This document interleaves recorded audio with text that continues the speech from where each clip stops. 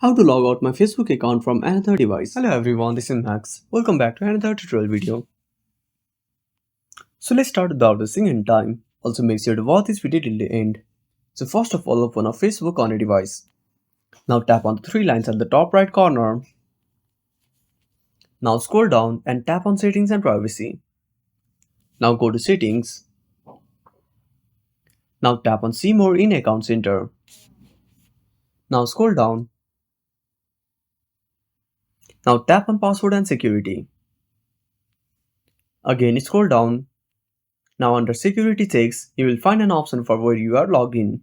Simply tap on it. Now select your Facebook account. Now select the device you want to log out from. Now simply tap on logout. Now click on logout. And that's it. Thanks for watching. Make sure to subscribe our channel and hit the bell icon. See you in the next video.